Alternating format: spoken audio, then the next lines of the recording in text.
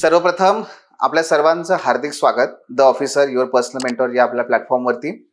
आणि एकूणच आज आपलं जे सेशन आहे ते स्टेट बोर्ड आणि NCERT यांचं महत्त्व व त्याच्याही पलीकडे फाउंडेशन बिल्ड करणं का महत्त्वाचं आहे याच्याविषयीचं आहे.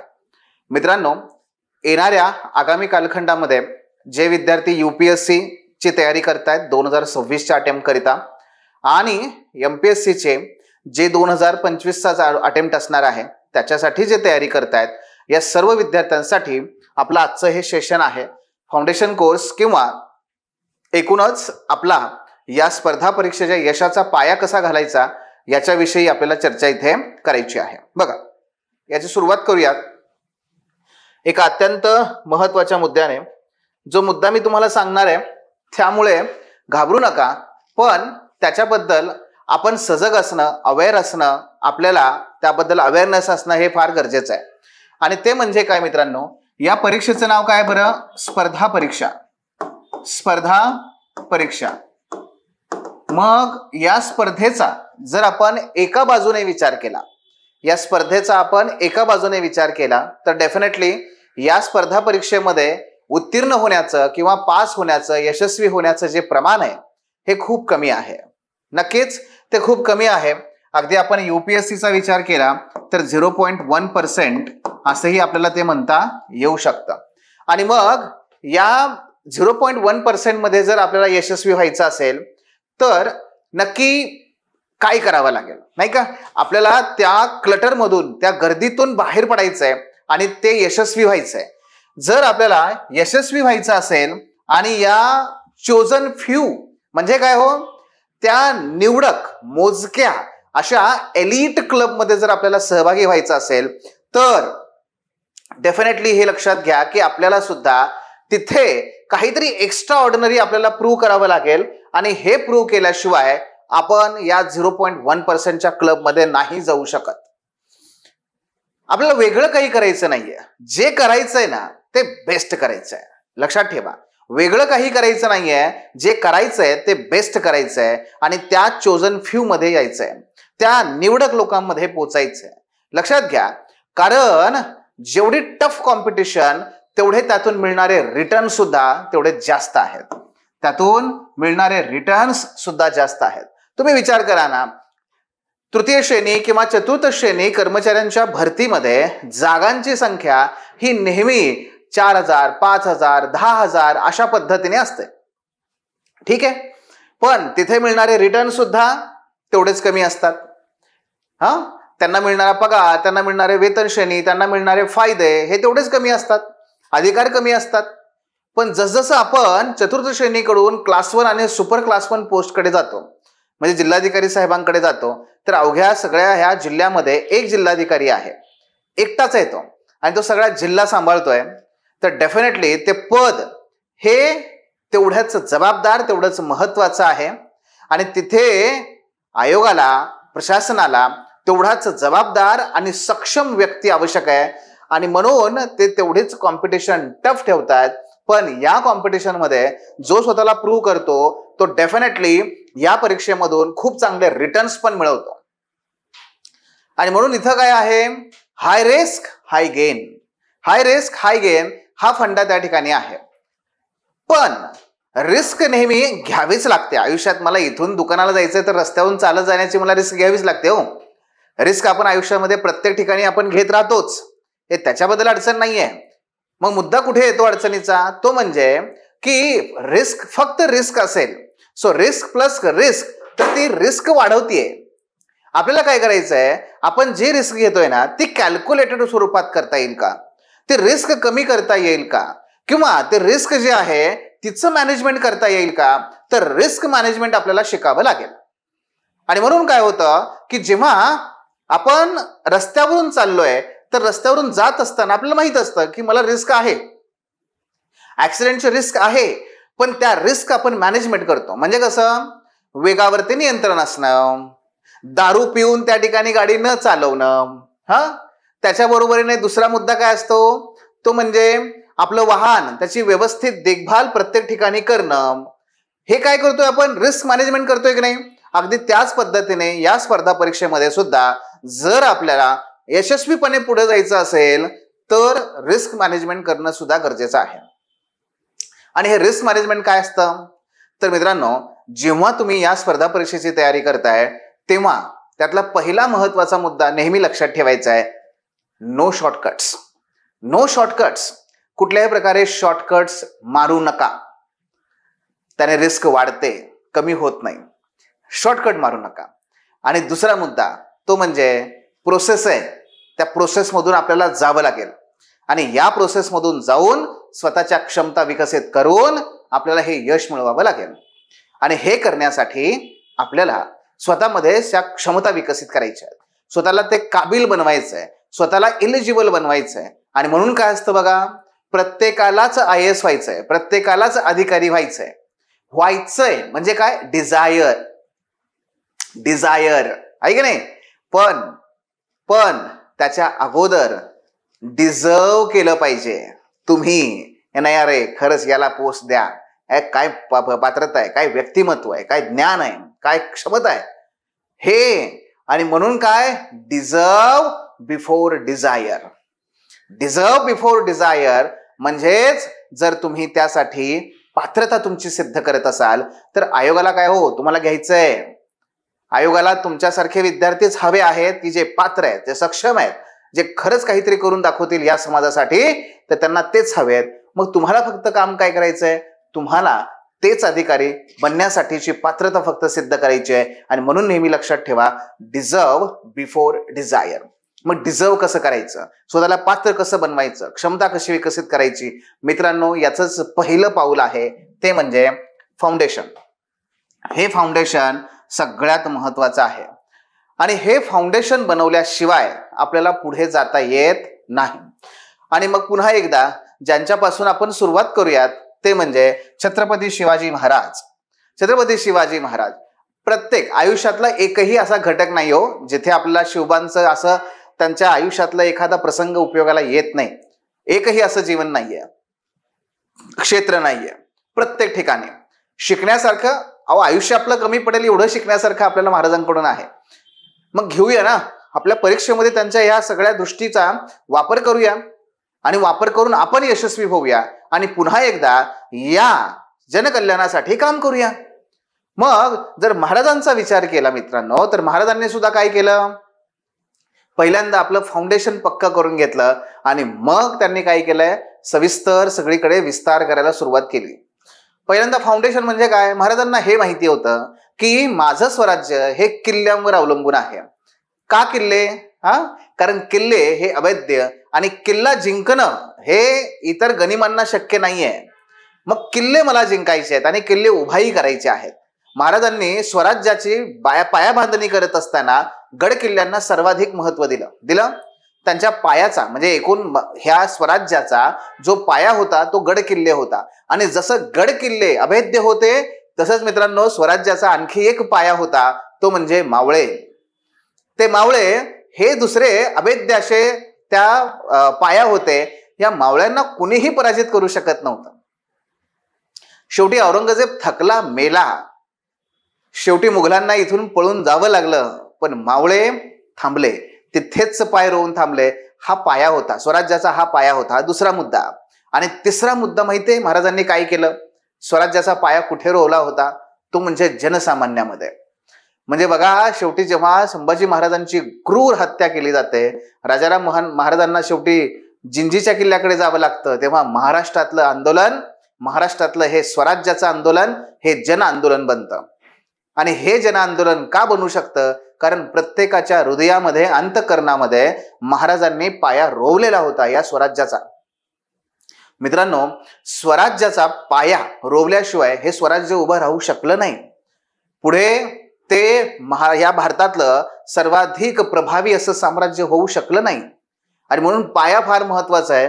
जसं की एखाद्या इमारतीसाठी त्याचा पाया महत्वाचा असतो. इमारत कितीही गगनचुंबी असू दे, कितीही टोले जंग असू दे, तेव्हाच ती उभा राहू शकते जेव्हा तिचा पाया मजबूत असतो.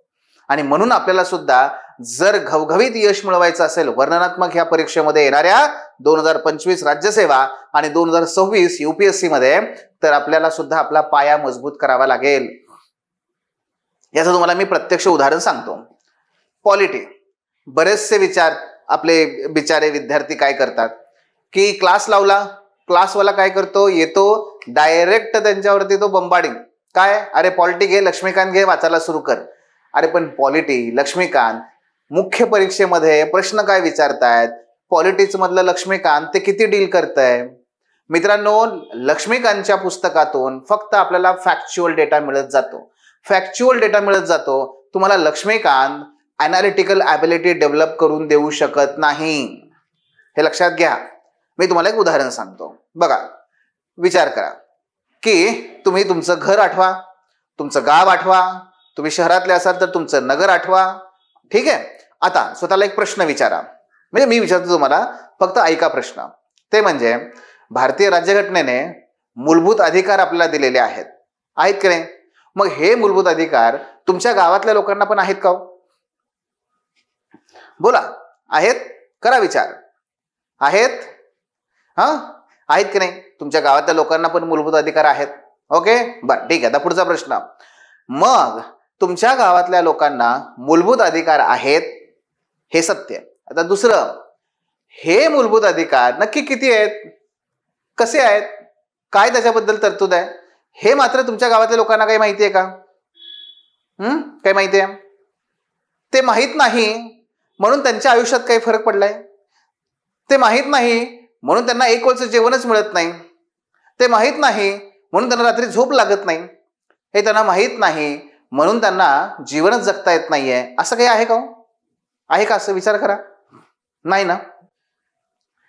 म्हणजे एका बाजूला तुमच्या गावातल्या सगळ्या लोकांना मूलभूत अधिकार आहेत, दुसऱ्या बाजूला त्यांना ते माहीत नाहीयेत.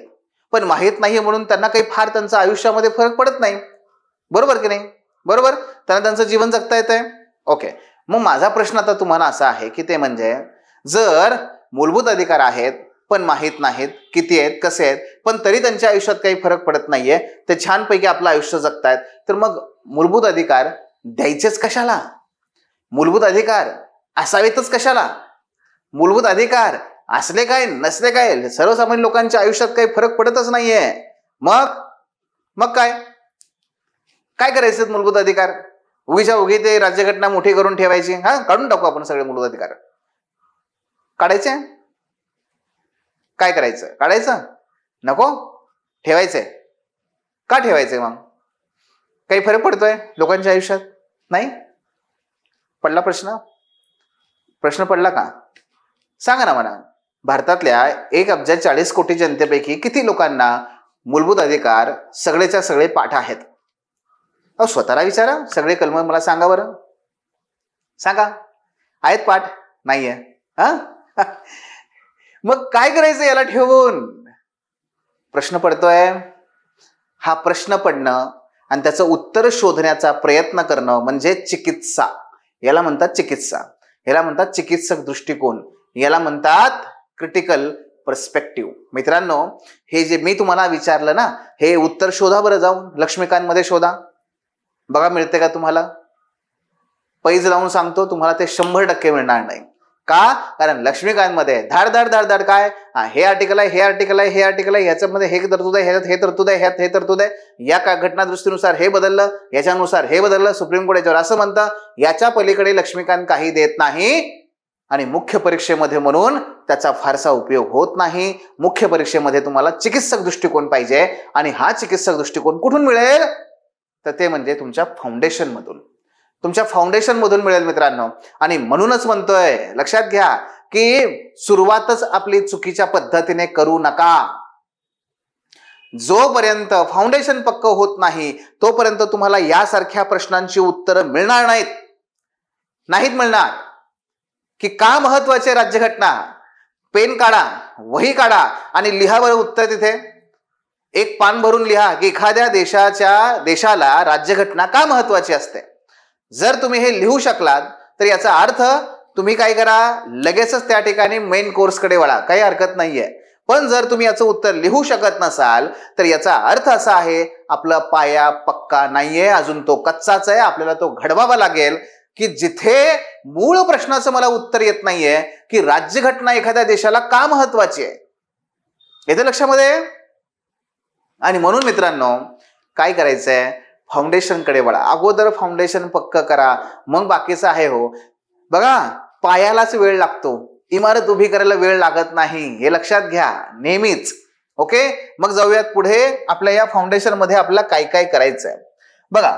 स्पर्धा परीक्षेच्या संदर्भामध्ये फाउंडेशनचा अर्थ काय होतो की आपल्याला नक्की विषय काय आहेत, सगळ्यात महत्वाचं म्हणजे या स्पर्धा परीक्षेची संरचना काय आहे, ही संरचना समजून घेणं हा सगळ्यात महत्वाचा पहिला पाया म्हणजे फाउंडेशनचा भाग आहे. दुसरा आहे विषयांची ओळख, तिसरा आहे कॉन्सेप्च्युअल क्लॅरिटी, चौथं आहे अप्रोच बिल्डिंग, आणि पाचवा आहे योग्य मार्गदर्शन आणि प्रभावी रणनीती जी आपल्याला शेवटपर्यंत उपयोगाला आणायची आहे. आपण एक एक मुद्दे बघूयात. पहिला संरचना.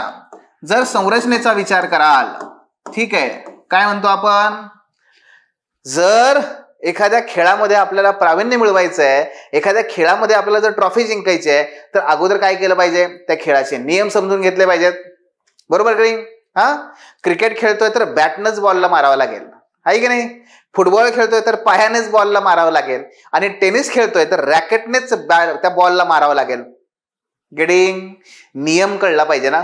म्हणून अगोदर काय करा, आपल्या या UPSC आणि तद्वतच आता जो फोकस आहे MPSC या दोन्ही परीक्षांची संरचना समजून घेण्याचा प्रयत्न करा. हे समजून घेत असताना सर्वात प्रथम PYQ, ठीक आहे, त्यानंतर दुसरं आहे त्याचा सिलेबस आणि त्याचबरोबर काही महत्वाचे नियम, जसं की आरक्षणाचे काही नियम असतात. आपली कॅटेगरी कुठली आहे, काय आहे, वय काय आहे, नाही का, अटेम्प्ट असतात का, मग UPSC ला असतात, MPSC ला असतात का, ह्यासारखे बेसिक गोष्टी सुद्धा आपल्याला माहिती असाव्यात. ओके, सो ह्या तिन्ही बाबी या आपल्याला संरचना आणि परीक्षेची ओळख यामध्ये येतात. तो आपला पहिला मुद्दा आहे. आणि मित्रांनो, हे जे PYQ आणि सिलेबस आहे ना, हे जे इथं सुरू झालं की ते तुमच्या यशस्वी होईपर्यंत तुमच्यासोबत सुरू राहणार आहे. पण सुरुवात याने आहे, शेवट सुद्धा यानेच आहे. आणि म्हणून जहां से आरंभ है, जहां से प्रारंभ है, वही उसका अंत है, हे लक्षात ठेवा. आणि त्यामुळे या गोष्टीला विसरायचं नाही. हा बेसिक आहे, सगळ्यात महत्वाचा मुद्दा. त्यानंतर आता फाउंडेशनचे 3 स्तंभ काय असतात. फाउंडेशन मध्ये आपल्याला काय करायचं असतं. फाउंडेशन म्हणजे काय, तर फाउंडेशन मध्ये मित्रांनो एकतर आयोगाच्या एकूण परीक्षेविषयीची नियमांची माहिती घेतली, माहिती कुठली पुस्तकं वाचायची आहेत, कुठल्या NCERT कुठले स्टेट बोर्ड वाचायचे ते वाचून घेतलं, ही माहिती. नक्की वर्तमानपत्र वाचायचे का नाही या काळामध्ये, वाचायचं तर कुठलं वाचायचं, माहिती. हे सगळं माहितीमध्ये येतं. म्हणजे काय, बेसिक इन्फॉर्मेशन जी रिक्वायर्ड असते ती आपल्याला इथे मिळवायची असते, हे पहिलं. मग आता प्रत्यक्ष आपण काय करणार, ती स्टेट बोर्ड वाचणार, ते NCERT वाचणार, तो न्यूजपेपर वाचणार, आहे की नाही. मग हे न्यूजपेपर, NCERT, स्टेट बोर्ड वाचून त्यातली फक्त कॉन्सेप्च्युअल अंडरस्टँडिंग आणि कॉन्सेप्ट समजून चिकित्सक दृष्टिकोन विकसित करून आपण काय करतोय, आपलं ज्ञान वाढवतोय, ज्ञान निर्माण करतोय. आपल्याला त्यातून ज्ञान मिळवायचंय. फरक आहे माहिती आणि ज्ञानामध्ये, हे लक्षात घ्या. माहिती आणि ज्ञानामध्ये फरक असतो. फॉर एक्झाम्पल, की जिथे बघा की एखादं समजा वाहन आहे, तर ते वाहन चालवतं, लोक म्हणतात माहिती असते की वाहनाच्या आधारे आपण इकडून तिकडे जाऊ शकतो, एका ठिकाणी दुसऱ्या ठिकाणी जाऊ शकतो, ही आपल्याला मिळालेली काय माहिती आहे, हे माहिती आहे. पण या माहितीच्या आधारे काही प्रश्न सोडवता येतील का मानवी समाजाचे, या माहितीच्या आधारे आपल्याला काही प्रश्न निर्माण होत आहेत का, जसं क्लायमेट चेंज वगैरे, हे कळणं म्हणजे काय, ज्ञान आहे, ते नॉलेज आहे. नॉलेज तुम्हाला एनलाइटन करतं, दिमाग की बत्ती वो जलाता है, येस, ते नॉलेज आहे. आणि नॉलेज हे अनालिटिकल ॲबिलिटी मधून येतं, लक्षात घ्या. मग माहिती म्हणजे काय, परीक्षा कशी आहे, सिलेबस काय आहे, कुठलं वाचायचंय, कोणता पेपर वाचायचा आहे, हे सगळं माहिती. ज्ञान प्रत्यक्ष वाचन करून संकल्पना समजून घेऊन त्यानुसार त्या अप्लाय करायला शिकणं म्हणजे ज्ञान. आणि तिसरं तेवढंच महत्वाचं आहे कौशल्य. फाउंडेशन मध्ये तुम्हाला काही कौशल्य विकसित करायची आहेत. कुठली कुठली कौशल्य आहेत नक्की सांगतो. हे 3 महत्वाचे स्तंभ आहेत की जे आपल्याला इथे करायचे आहेत. बघा, माहितीमध्ये काय, परीक्षेचा पॅटर्न, अभ्यासक्रम, PYQ, पोस्ट, आणखी काही नियम, हे सगळं इन्फॉर्मेशन आपल्याला माहितीच्या स्वरूपात गोळा करायची आहे. दुसरं ज्ञान, विविध विषयांबद्दल, त्यातल्या मूलभूत संकल्पनांबद्दल हे मूलभूत संकल्पना किंवा आपल्या आजच्या जीवनामध्ये काही त्यांचं महत्व आहे का, ते अप्लाय करता येतंय का, त्याचबरोबर ते नॉलेज, ते जे काही नॉलेज तुम्ही मिळवलंय हे वर्तमान काळात कसं उपयोगाला येईल, भूतकाळात त्याचा कसा उपयोग झाला, भविष्य काळामध्ये काही प्रश्न सोडवायचे आपल्याला, ते कसं सोडवता येतील याचा विचार करणे.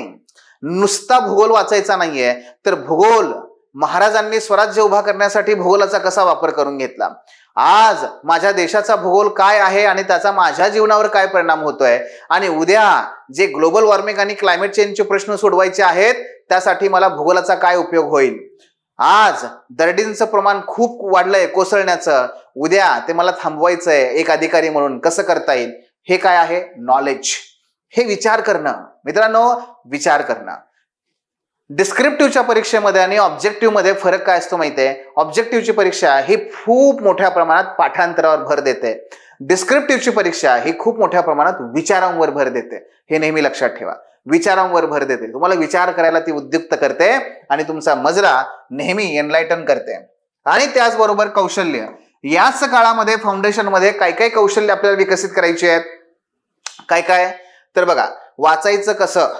हो, आता म्हणाल की सर वाचायचं कसं, वाचायला नाही शिकवणार मी, तुम्हाला वाचायला येतं, पण या स्पर्धा परीक्षेच्या दृष्टिकोनातून कसं वाचायचं ते मी सांगणार आहे. हा, हे लक्षात घ्या. बघा एक साधं उदाहरण सांगतो तुम्हाला. न्यूजपेपर आपल्या घरातले आई वडील पण वाचतात, न्यूजपेपर राजकारणी आपले कार्यकर्ते पण वाचतात, न्यूजपेपर हे आपण सगळे एमपीएससी यूपीएससी विद्यार्थी पण वाचतो, न्यूजपेपर बिझनेसमॅन पण वाचतात, आणि न्यूजपेपर हे साधू संन्यासी पण वाचतात. पण न्यूजपेपर सगळ्यांना सेम आहे, वाचणारे वेगवेगळे आहेत, आणि जो तो आपापल्या परीने काय करतो, त्या बातमीचा अर्थ लावत असतो. समजतंय मुद्दा, हा लक्षात घ्या, हे महत्वाचं आहे. आणि म्हणून जर साधू संन्यासी म्हणत असतील की अरे बाबा बरं झालं महाराष्ट्रामध्ये बीजेपी आलं, चला आता काय हिंदू धर्म रक्षण, असं ते म्हणतील. मी उदाहरण सांगतोय तुम्हाला. किंवा दुसरीकडे प्रायव्हेट सेक्टरमध्ये बिझनेस कॉर्पोरेट वाले म्हणतील अरे वा बीजेपी भांडवलशाहीसाठी समर्थन असतं यांचं, चला आपल्या उद्योग व्यवसायाला चांगला आहे, चला आपण बरं झालं. किंवा विद्यार्थी काय म्हणेल, अरे याच्यापेक्षा महत्वाचं काय आहे, महाराष्ट्रातली राजकीय अस्थिरता, मग 10व्या शेड्यूलनुसार पक्षांतर बंदी, फोडाफोडी याचे काय परिणाम होतात राजकारणात महाराष्ट्राच्या विकासावरती, त्याचा म्हणजे काय, प्रत्येक जण आपापल्या परीने काय करतोय त्याचा अर्थ काढण्याचा प्रयत्न करतोय. आणि आपल्या घरातल्या सगळ्या महिला काय करतायत, कधी एकदा यांची कॅबिनेटची मीटिंग होते आणि कधी एकदा आमचे 2100 रुपये वाढून आम्हाला कधी लाडक्या बहिणीचे पैसे मिळतात. म्हणजे ज्याला त्याला काय आहे, न्यूजपेपर एकच आहे, पण ज्याला त्याला त्या न्यूजपेपर मधून घ्यायचं काय आहे हे मात्र वेगळं वेगळं आहे. आणि हे सगळं जे आहे हे आपल्याला काय करायचंय, कसं वाचायचं हे यात शिकायचंय, कसं वाचायचं हे यामध्ये शिकायचंय. अगदी तद्वतच कसं लिहायचं हे लक्षात घ्या. जो परीक्षक तुमची उत्तर तपासणार आहे ना, तो तुम्हाला ओळखत नाही किंवा तुम्ही त्याला ओळखत नाही. मग अशा वेळेस तो फक्त पाहणार आहे तुमची उत्तरपत्रिका. तुमची उत्तरपत्रिका हाच खऱ्या अर्थाने तुमचं मार्केटिंग आहे. किंवा एक प्रकारे म्हणा की हॉटेल्स कशा असतात बघा, समोरून चकाचक अगदी स्वच्छ, बरोबर का नाही. जेवढी हॉटेल समोरून स्वच्छ तेवढं जास्त कस्टमर येतात, कारण कस्टमर हॉटेल मालकाला माहिती आहे की हॉटेलच्या मागे जात नाही. जर हॉटेलच्या मागे कस्टमर गेला तर तो पुन्हा कधीच येत नाही, बरोबर आहे की नाही. असं का होतं, कारण हॉटेलच्या मागे काय पडलंय, कसं पडलंय, कुठे कचरा पडलाय, का कचऱ्यात भाजी पडली आहे, का भाजीत कचरा पडलाय, काय आहे, आचारी कसा बसलाय, लुंगीवर बसलाय का पॅन्ट घालून घाम आलाय का ना, काही घेणं देणं नाहीये. मागे काय आहे, दिसतंय काय, कस्टमर बघतोय काय. परीक्षकाला सुद्धा आपल्याला उत्तरपत्रिका दाखवायची आहे आणि आपली उत्तरपत्रिका अशी सुंदर असायला पाहिजे, ती या कसं लिहावं याच्यावरती आहे. आणि म्हणून आपण आपल्या इथे सुद्धा डे 1 पासून मुलांना लिहायला लावतो, पहिल्या दिवसापासून, आणि सातत्याने आपल्या यंत्रणेमध्येच आपण आपली सिस्टमच तशा प्रकारे डेव्हलप केली आहे की मुलं लिहित राहतात. अहो 4-4 आणि 5-5 महिन्यामध्ये मुलांना कॉन्फिडन्स येतो की अरे मी या परीक्षेमध्ये यश मिळवू शकतो 100%. नोट्स कशा काढायच्या, टीकात्मक विचार कसा करायचा, समतोल मत कसं तयार करायचं, हे सगळं शिकून घ्यावं लागतं आणि याला वेळ लागतो. जसं लोणचं मुरायला वेळ लागतो, मुरल्यानंतर त्याचा आनंद आणि त्याचे बेनिफिट्स हे जसे 1000 पटीने वाढतात तसंच आहे मित्रांनो, फाउंडेशन मध्ये वेळ लागतो, पण हा लागलेला वेळ सत्कारणी असतो. पहिल्या प्रयत्नामध्ये यश मिळवायचं असेल तर आपल्याला हे करावं लागतं. गेटिंग? आणि म्हणून हे फाउंडेशन मध्ये सगळे मुद्दे येतात. कौशल्य. मग आता इथे हा पाया आपला कसा मजबूत बनवायचा? ठीक आहे. तर सगळ्यात महत्वाचं काय, पुन्हा एकदा, लढाईला जायच्या अगोदर जेव्हा शांततेचा काळ असतो तेव्हा पहिलं काम, पहिलं पाऊल स्वॉट अनालिसिस. आमच्या प्रत्येक सेशनमध्ये आमचा प्रत्येक मेंटर तुम्हाला हे सांगतो बघा, भाई स्वॉट अनालिसिस करा. स्वॉट अनालिसिस केल्याशिवाय पुढे जाऊ नका. त्याच्याशिवाय पुढे जाणं म्हणजे व्यर्थ आहे. फॉर एक्झाम्पल, आपली भारतीय क्रिकेट टीम सध्या ऑस्ट्रेलियाला गेली की नाही? गेली की नाही? बघा, पहिल्यांदा जगामध्ये क्रिकेटच्या संदर्भात जर स्वॉट अनालिसिसचं महत्व कोण ओळखलं तर ते म्हणजे ऑस्ट्रेलियाच्या क्रिकेट टीमने. जॉन बुकानन हे त्यांचे प्रशिक्षक होते त्यावेळेस. तुम्हाला माहिती आहे का? साधं सिंपल आहे बघा.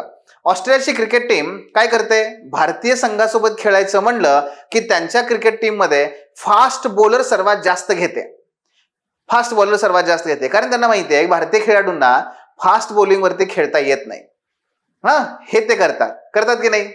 आणि दुसऱ्या बाजूला भारतीय क्रिकेटपटूंनी पण नंतर शिकायला सुरुवात केली की अरे यांचा सुद्धा कच्चा दुवा आहे. काय? जसं आपल्याला फास्ट बॉलर खेळता येत नाहीत तसं त्यांना स्पिनर खेळता येत नाहीत. आणि म्हणून हे घेऊन जाताना काय करतात? जास्तीत जास्त स्पिनर सोबत घेऊन जातात. आता हा जो काही प्रकार आहे ना, की त्याची बलस्थानं काय आहेत, त्या क्रिकेट टीमची स्ट्रेंथ काय आहे, त्याचा विकनेस काय आहे, त्याचं थ्रेट काय, हे लक्षात घेऊन त्यानुसार खेळणं, त्यानुसार स्ट्रॅटेजी बनवणं आणि ते एक्झिक्यूट करणं, हे स्वॉट मध्ये फार महत्वाचं आहे. या परीक्षेची तयारी करण्याबरोबर अगोदर मित्रांनो, सावरकरांचं वाक्य आहे की घेतले हे वृत्त न आम्ही अंधतेने. काय म्हणतात? की घेतले हे वृत्त न आम्ही अंधतेने. असं सावरकर जेव्हा म्हणतात ते म्हणतात की स्वातंत्र्य संग्रामामध्ये उडी टाकण्याचं, घरादारावर तुळशीपत्र ठेवण्याचं हे जे वृत्त आहे ते आम्ही अंधतेने नाही घेतलेलं, सारासार विचार करून घेतलेलं आहे. आता याच्यात जे काही होईल त्याला आम्ही सामोरे जाणार. मग आमचे क्रांतिकारक जशा पद्धतीने हे असं म्हणायचे की आम्ही अंधपणाने हे वृत्त नाही घेतलं, तसं आपण सुद्धा डोळे बंद करून मला आयएस व्हायचंय म्हणून असं वृत्त घेऊ नका. डोळे उघडे ठेवा, स्वतःचं विश्लेषण करा आणि विश्लेषण करून त्याच्या आधारावरती आपली स्ट्रॅटेजी ठरवा. हे सगळ्यात महत्वाचं आहे. एक चांगला मार्गदर्शक हा नेहमी असणं आवश्यक आहे. हो बाबा, गुरुशिवाय काय आहे? म्हणजे आम्ही म्हणत नाही की तुम्ही आमच्याकडे त्या ठिकाणी आम्हालाच या आणि क्लास लावून, असं नाही. तुम्हाला जे कोणी कॅलिबर असणारे, पात्रता असणारे आणि UPSCचा अनुभव असणारे जे कोणी लोक तुम्हाला भेटतील ना, आणि जर ते सहज उपलब्ध होतील, मित्रांनो त्यांच्याकडे जा आणि विनयाने विनंती करा. बघा, विनयाने विनंती करा. निश्चितपणे तुम्हाला तो मार्गदर्शन करेल आणि त्याचा एक मार्गदर्शनाचं वाक्य तुमचे हजारो तास त्या ठिकाणी वाचवेल, हे लक्षात घ्या. आणि म्हणून मार्गदर्शक सोबत असला पाहिजे, मेंटॉर सोबत असला पाहिजे. आमच्याकडे जेव्हा विद्यार्थी येतात तेव्हा प्रत्येक विद्यार्थ्याला पर्सनलाइज स्वरूपामध्ये, वैयक्तिक स्वरूपामध्ये मेंटॉरिंग हा आमचं सगळ्यात मोठं वैशिष्ट्य आहे.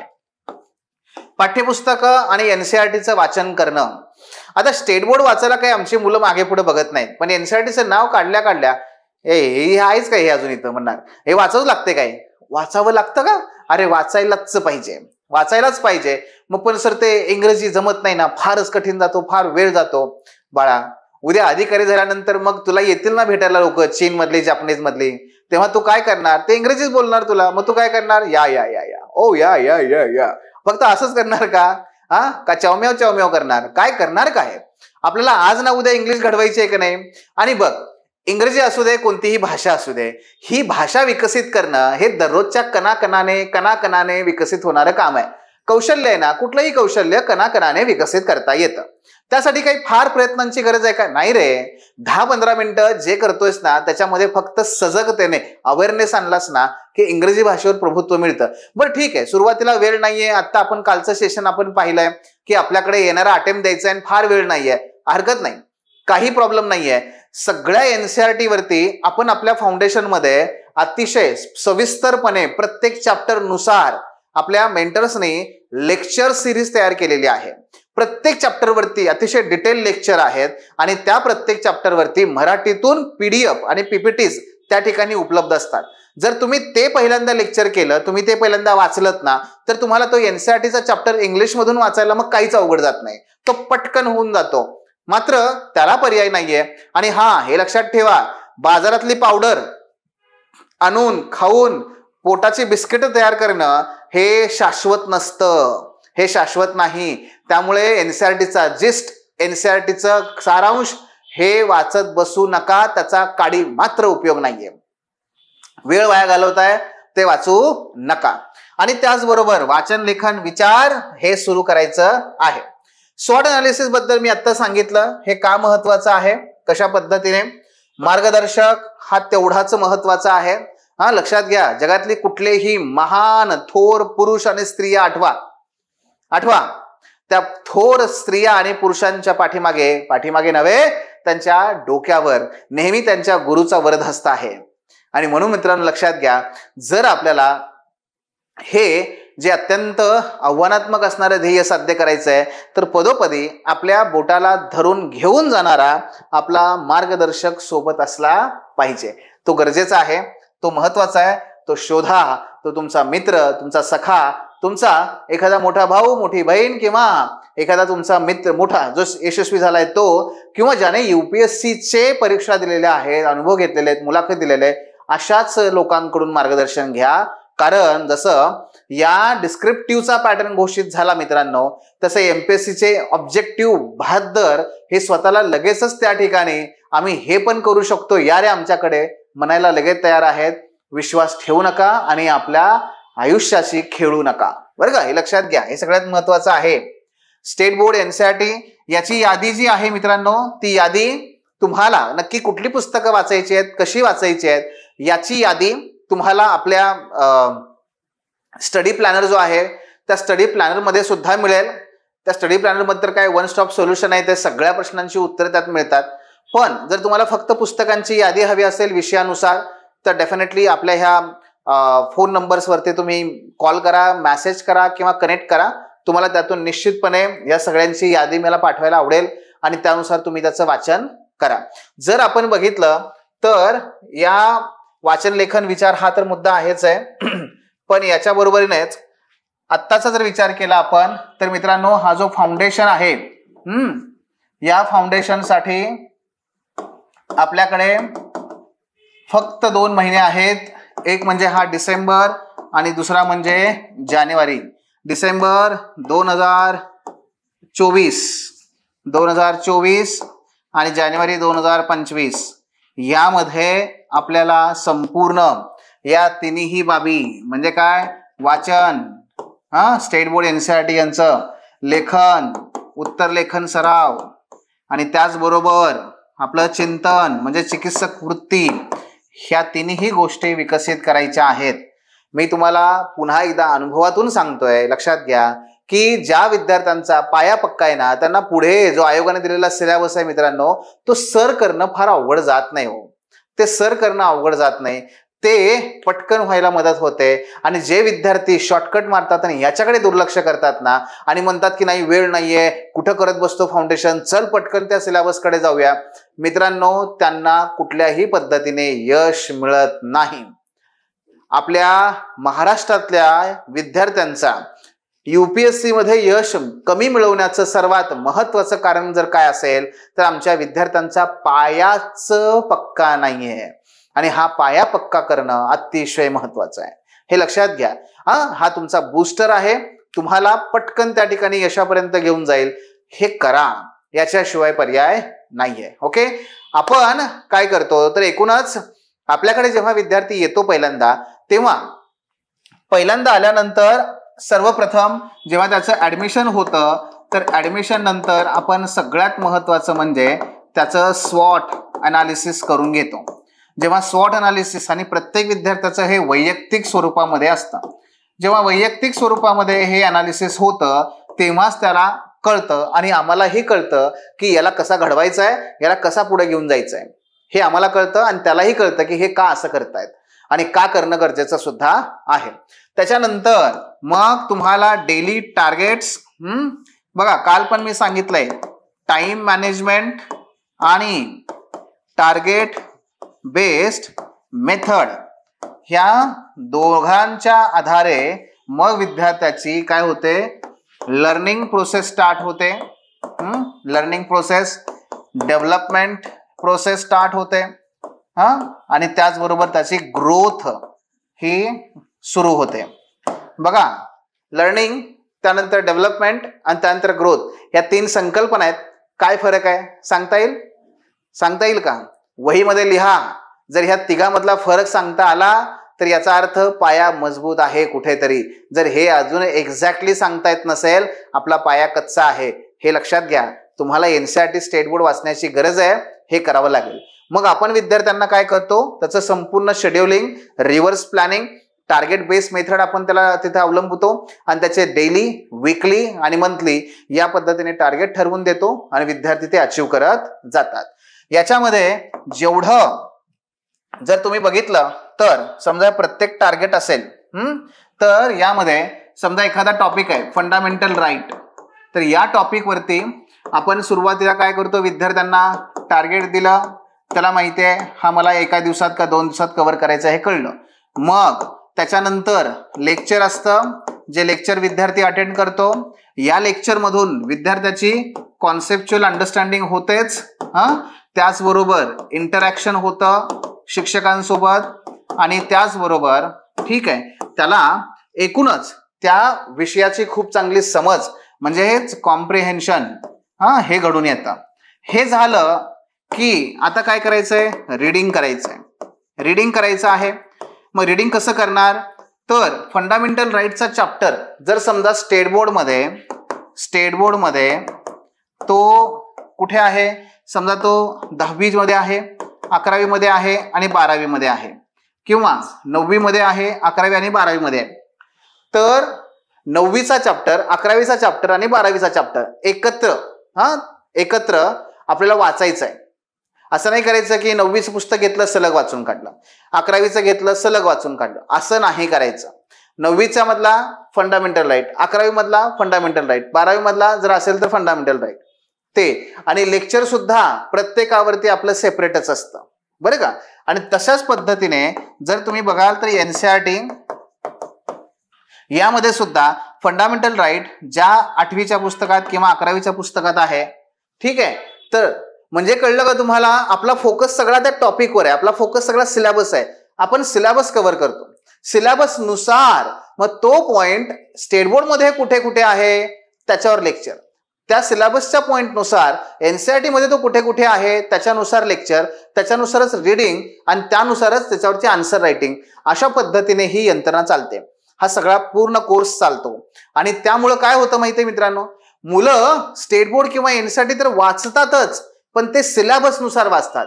असं होत नाही घेतलं पुस्तक 8वीचं खरा संपवून टाकलं, घेतलं 9वीचं पुस्तक खरा संपवून टाकलं, असं नाही, याचा काही उपयोग नाहीये. आपला फोकस सिलेबसवर आहे. हे सिलेबसला आहे का, हा आहे. याचे चॅप्टर कुठले कुठे आहेत, 9वीत एक आहे, 8वीत एक आहे आणि 7वीत एक. मी ते 3 करणार. मला अगोदर सिलेबस संपवायचा आहे, ना की पुस्तकं. आयोगाने सिलेबस दिलाय, ना की पुस्तकं, समजतंय. आणि म्हणून आपला फोकस हा एकदम एक्झाम ओरिएंटेड स्वरूपामध्ये मुलांना पुढे घेऊन जाणं हा आपला फोकस आहे. ओके, सो या पद्धतीने आपल्याला पुढे जायचं आहे. आणि या स्वरूपामध्ये रीडिंग झालं की मग आपण मुलांना नोट्स कशा प्रिपेअर करायचं हेही सांगतोच, आणि त्याचं आन्सर रायटिंग त्या ठिकाणी होतं. आन्सर रायटिंग झालं की मग शिक्षकांचं परत त्याच्यावरती व्हॅल्यू ॲडिशन, फीडबॅक मिळतो आणि विद्यार्थी त्यातून परत शिकून फीडबॅक घेऊन इम्प्रूव्ह करून पुन्हा पुढच्या टार्गेटकडे वळतो. हे अशा पद्धतीने सगळी यंत्रणा आहे, अशा पद्धतीने हे सगळं अतिशय सखोल याचं स्वरूप आहे. ठीक आहे. सो मित्रांनो, पुन्हा एकदा एकूण काय आहे, फाउंडेशन आपल्याला खूप चांगल्या पद्धतीने करणं अपेक्षित आहे. फाउंडेशन शिवाय पुढे जाणं म्हणजे नाहक पद्धतीने आपलं यश हे अजून 2-3 वर्षांनी पुढे ढकलण्यासारखा प्रकार आहे. त्यामुळे या फाउंडेशनला विसरू नका. फाउंडेशन मध्येच आपला पाया पक्का करा आणि यशस्वी व्हा. तुम्हाला कुठल्याही प्रकारची काही अडचण वाटली, याच्यामध्ये कुठल्याही प्रकारे तुम्हाला काही डाऊट्स असतील तर तुम्हाला दिलेल्या फोन नंबरवरती तुम्ही भेटू शकता.